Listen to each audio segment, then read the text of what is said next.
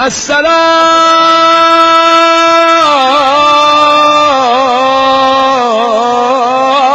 عليكم يا أبا عبد الله